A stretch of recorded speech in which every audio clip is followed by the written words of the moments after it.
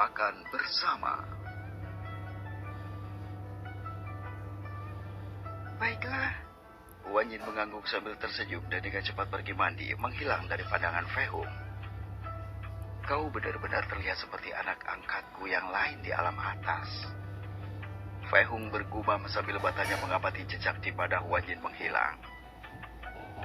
Senyum penuh kasih dan tampilan nostalgia terlihat jelas di wajahnya, mengingatkannya pada murid-murid di dunia atas. Fei Hung tanpa sadar mengeluarkan medali yang tampak seperti pusaka keluarga klan. Di tengah permukaan medali itu memiliki nama yang telah diukir. Fei.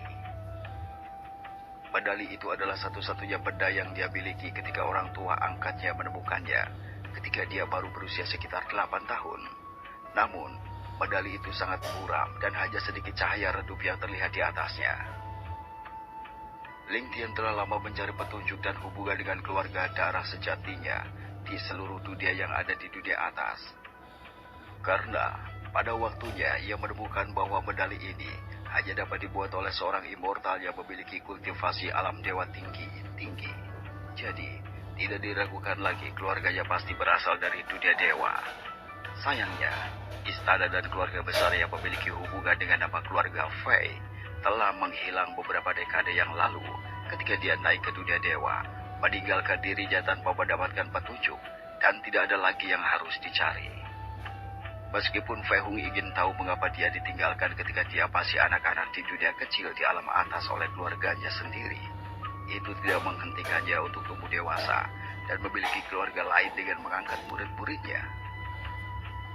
Setelah menyiapkan makanan, Fei Hung tidak tahu apakah Ling Yun dan Ling Shi kapan kembali. Karena kedua bersaudara itu pasti dibawa ke kediaman keluarga Shin untuk menyembuhkan luka mereka. Jadi dia memutuskan untuk menyisihkan sebagian makanan untuk mereka berdua. Tidak lama kemudian, Wan Yin keluar dari kamar dengan gaun yang indah dengan motif bunga di pakaiannya. Baiklah, ayo kita makan. Fei Hung lalu menempatkan Wan Yin di kursinya sendiri sehingga mereka bisa mulai makan. Wan Yin mengangguk dengan senyum lebar saat dia melihat Fei Hung. Pada saat mereka akan makan, pintu rumah terbuka dan beberapa langkah kaki terdengar, mencegah Fei Hung dan Wan Yin untuk mulai makan. Wah, baunya sangat enak. Ini adalah keputusan yang baik untuk datang ke sini. Suara-suara gembira terdengar memasuki rumah. Fei Hung tersenyum lemah sambil membelai kepala Wan Yin, membuat Wan Yin tersenyum bahagia. Kakak. Suara tenang dan bahagia yang bisa menenangkan jiwa dan membawa kebahagiaan datang dari suara Ling Shi begitu dia melihat Fei Hung. Adik Shi. Fei Hung tersenyum penuh kasih sambil memeluk dan mencium kening Ling Shi dengan lembut. Pipi Ling Shi bermerah saat senyum penuh kebahagiaan muncul di wajahnya. Kopi. Shin Tian terbatuk tidak nyaman begitu dia melihat keintiman mereka berdua. Jadi dia tidak bisa menahan batuk untuk melaporkan kehadiran mereka juga. Ling Yan perlahan terbiasa dengan ini. Selama adiknya bahagia, dia akan bahagia untuknya. Dia adalah satu-satunya keluarga sedarah yang dia miliki. Ling Shi semakin tersipu malu ketika dia ingat bahwa dia dan Fei Hung tidak lagi berdua. Jadi dia tidak bisa menahan diri untuk tidak membenamkan kepalanya di dada kekasih Fei Hung. Ingin menghindari perasaan memalukan diawasi oleh beberapa orang di sekitar mereka. Aku pikir kau akan pulang ke kediaman kalian. Fei Hung memberitahu Shin Tian ketika sedikit kejutan muncul di matanya. Shin Tian tertawa canggung ketika dia mendengar apa yang dikatakan Fei Hung. Itulah yang ada dalam pikiranku. Tapi aku lebih suka menemani saudara Yan. Dan apakah aku bisa ikut makan juga? Shin Tian merasa bahwa dia kurang ajar ketika dia mengatakan hal terakhir. Dia ingat bahwa Fei Hung memberitahu Wan Yin bahwa dia akan menyiapkan makanan untuknya.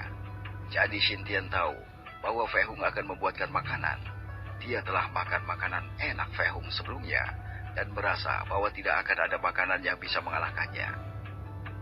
Oleh karena itu, dia meminta maaf kepada keluarganya dengan mengatakan bahwa dia akan menemani kedua saudara Ling dan kemudian ke sini. Tetapi yang tidak diketahui orang tuanya adalah bahwa dia datang justru untuk mencicipi makanan buatan Fei Hung. Fei Hung memutar matanya dengan ironi saat dia mengerti apa yang ada dalam pikiran Xintian. Bagaimana denganmu? Fei Hung mengubah pandangannya ke pengunjung tak terduga lainnya, Wang Ying. Wang Ying hanya bisa sedikit tersipu malu saat dia diawasi oleh Fei Hung, tetapi dia segera mencoba untuk tenang saat dia berkata dengan suara yang sedikit gugup. Guru, aku datang untuk melihat apakah kau, saudari Shi, dan Yin'er memiliki luka. Ayahku mengatakan bahwa kau dapat meminta tanaman obat apapun jika kau membutuhkan ramuan untuk pulih. Kau bahkan dapat meminta apapun yang kau inginkan. Meskipun itu sendiri bukanlah tujuan sebenarnya, Wang Ying mengatakan ini dengan cepat. Ayahnya juga bermaksud agar dia bertanya pada Fei Hung apakah dia terluka atau membutuhkan pengobatan. Jadi sebagai penguasa kota, dia bisa membantu Fei Hung. Meskipun Ling Yan dan Xintian sekarang tahu bahwa Dewi ini juga memiliki perasaan pada Fei Hung, mereka masih terkejut. Sikapnya yang dingin dan sedikit arogan kepada orang lain tidak terlihat dimanapun saat dia bersama Fei Hung. Wang Ying hanya tampak seperti wanita normal yang pemalu ketika dia berada di dekatnya.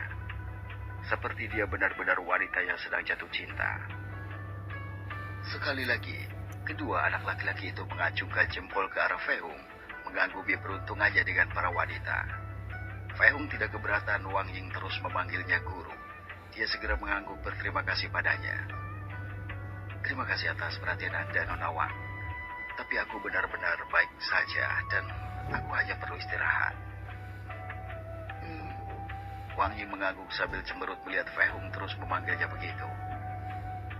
Baiklah, bahkan ayah dan ibuku juga mengatakan kepadaku bahwa jika kau memiliki persyaratan atau butuh sesuatu, jangan ragu untuk bertanya. Xintian segera melengkapi pernyataan Wang Ying. Fei Hung telah menyelamatkan seluruh keluarganya beberapa kali, jadi mereka akan mencoba untuk membalas rasa terima kasih ini.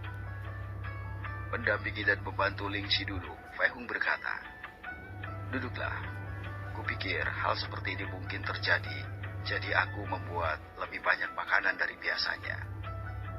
Fei Hung telah membuat lebih banyak makanan, tetapi sepertinya itu tidak akan sia-sia sekarang. Dengan cepat, semua orang duduk mengelilingi meja. Dalam beberapa saat, semua orang kecuali Fei Hung melahap makanan dengan luar biasa. Pertempuran yang sulit untuk memusnahkan binatang iblis serta peristiwa bencana mengubah apa yang terjadi di dalam kota melelahkan semua orang, baik secara fisik maupun spiritual. Sekarang, semua akan membutuhkan istirahat yang baik setelah mengenyangkan perut mereka.